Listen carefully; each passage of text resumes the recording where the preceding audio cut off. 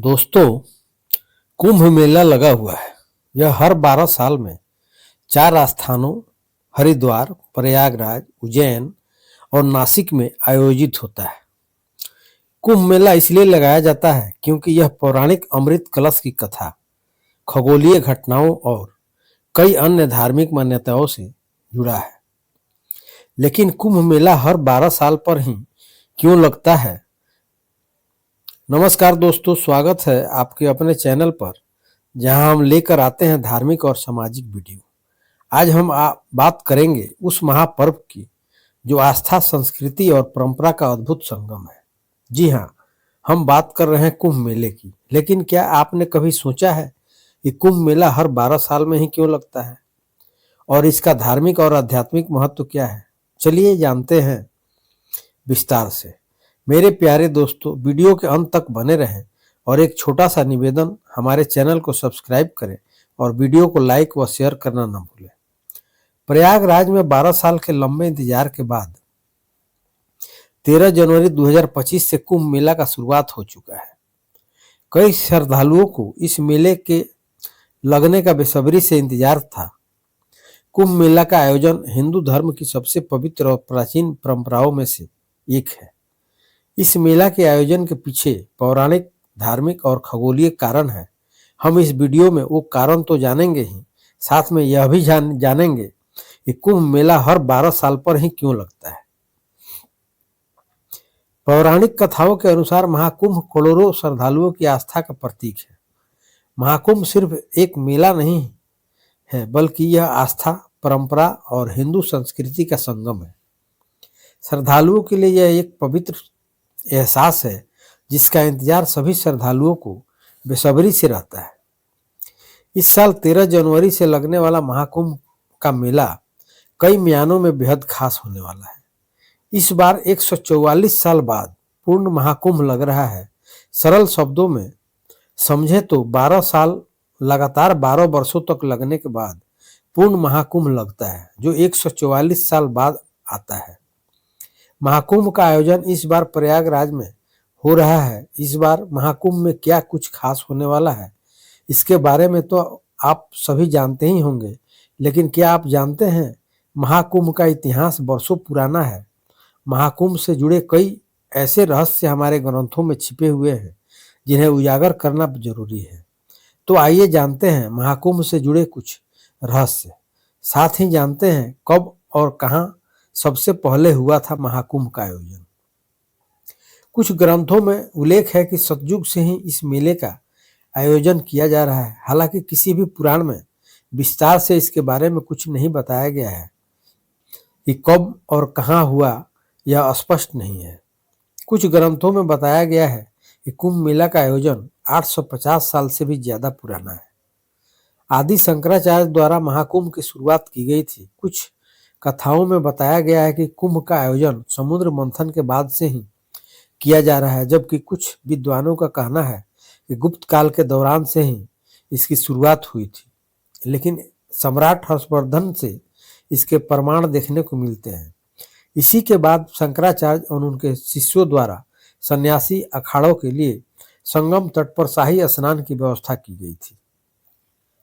कुछ मेले के आयोजन को लेकर मान्यता, हालांकि कुछ ऐतिहासिक साक्ष्य यह भी मिलते हैं जिनसे सिद्ध होता है कि कुंभ का आयोजन राजा हर्षवर्धन के राज्यकाल में आरंभ हुआ था। प्रसिद्ध चीनी यात्री हेनसंग जब अपनी भारत यात्रा के बाद उन्होंने कुंभ मेले के आयोजन का उल्लेख किया था। इसी के साथ उन्होंने राजा हर्षवर्धन का भी जिक्र किया है। उनके दयालु स्वभाव के बारे में भी उन्होंने जिक्र किया था। हेनसंग ने कहा था कि राजा हर्षवर्धन लगभग 5 साल में नदियों के संगम पर एक बड़ा आयोजन करते थे, जिसमें वहां अपना पूरा कोष गरीबों और धार्मिक लोगों को दान में दे देते। महाकुंभ और समुद्र मंथन के रहस्य।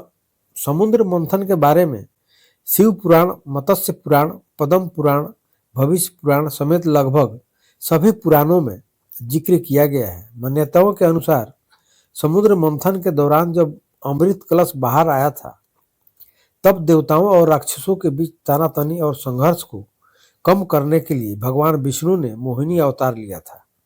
इसके बाद जब देवताओं और राक्षसों के बीच संघर्ष काफी ज्यादा बढ़ गया तो उन्होंने इंद्रदेव के पुत्र जयंत को यह अमृत कलश सौंप दिया गया। जयंत कौवे का रूप धारण कर राक्षसों से अमृत कलश को छीनकर उड़ चले थे। जब वह घट को लेकर भाग रहे थे तो अमृत कलश से कुछ बूंदें प्रयागराज, उज्जैन, हरिद्वार और नासिक में गिर गई थी। जहां जहां अमृत कलश की बूंदें गिरी वहां वहां कुंभ मेला का आयोजन किया जाता है। कुंभ से जुड़े अन्य रहस्य। जब जयंत कौवे के रूप में अमृत कलश को लेकर जा रहे थे तो उनके जीभ पर भी अमृत की कुछ बूंदें लग गई थी, जिस वजह से कौवे की आयु लंबी होती है। ऐसा कहा जाता है कि कौवे जब भी मरते हैं तो दुर्घटना में उसकी मृत्यु होती है। अमृत कलश लेकर जब जयंत भाग रहे थे तो कुछ बूंदें प्रयागराज, उज्जैन, हरिद्वार और नासिक में अमृत की बूंदें गिरी थी, इसलिए यहाँ कुंभ किया जाता है। इसके अलावा अमृत की कुछ बूंदें दुर्वा घास पर गिर गई थी, जिस वजह से दुर्वा को पवित्र माना जाता है और सर्वप्रथम पूजनीय देवता गणेश जी को अर्पित किया जाता है। वो सिर्फ प्रयागराज में ही लगता है महाकुंभ। प्रयागराज में लगने वाले महाकुंभ का महत्व अधिक माना गया है। दरअसल यहाँ 3 पवित्र नदियां गंगा, जमुना और सरस्वती का संगम है, जिस वजह से यह स्थान अन्य जगहों की तुलना में अधिक महत्वपूर्ण है।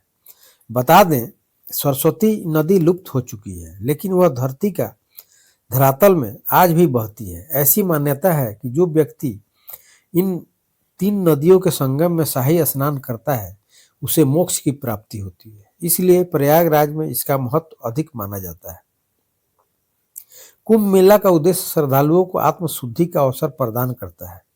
मान्यता है कि कुंभ मेला के दौरान इन स्थानों पर स्नान करने से सभी पापों का नाश होता है और मोक्ष की प्राप्ति होती है। कुंभ मेले में गंगा, जमुना और सरस्वती के संगम में स्नान करने से पापों का नाश और आत्मा की शुद्धि होती है। यह मेला साधु संतों, गुरुओं और श्रद्धालुओं के मिलन का केंद्र है, जहाँ ज्ञान, भक्ति और सेवा का आदान प्रदान होता है। कुंभ मेला हर 12 साल में ही क्यों लगता है? कुंभ मेला की तिथियां खगोलीय घटनाओं के आधार पर तय होती है। बृहस्पति ग्रह और सूर्य की स्थिति का कुंभ मेले से गहरा संबंध है। जब बृहस्पति का ग्रह कुंभ राशि में प्रवेश करता है और सूर्य मकर राशि में होता है, तब कुंभ मेले का आयोजन होता है। बृहस्पति को अपनी कक्षा में 12 साल का समय लगता है, इसलिए कुंभ मेला हर 12 साल में एक बार आयोजित होता है। हिंदू ज्योतिष शास्त्र में 12 राशियां होती है और 12 राशियां 12 महीनों का प्रतिनिधित्व करती है, जो समय चक्र और मानव जीवन से जुड़े होते हैं। कुंभ राशि में बृहस्पति और सूर्य के आने पर यह मेला आयोजित होता है। इसके अलावा 12 साल का चक्र मानव जीवन में एक विशेष ऊर्जा परिवर्तन को दर्शाता है। यह समय आत्मशुद्धि, आस्था और ध्यान के लिए उपयुक्त माना गया है। तो दोस्तों, कुंभ मेला सिर्फ एक मेला नहीं बल्कि हमारी पौराणिक परंपराओं, खगोल विज्ञान और अध्यात्म का संगम है। यह मेला हमें यह सिखाता है कि आस्था के बल पर हम अपनी आत्मा को शुद्ध कर सकते हैं और मानवता के साथ एक होकर आध्यात्मिक यात्रा का आनंद ले सकते हैं। अगर आपको यह वीडियो पसंद आया हो तो इसे लाइक करें, अपने दोस्तों के साथ शेयर करें और चैनल को सब्सक्राइब करना न भूलें। आप सभी ने अपना कीमती समय दिया, इसके लिए आप सभी को तहे दिल से आभार। बहुत बहुत धन्यवाद। मिलते हैं एक और रोमांचक वीडियो के साथ। धन्यवाद। जय गंगा मैया।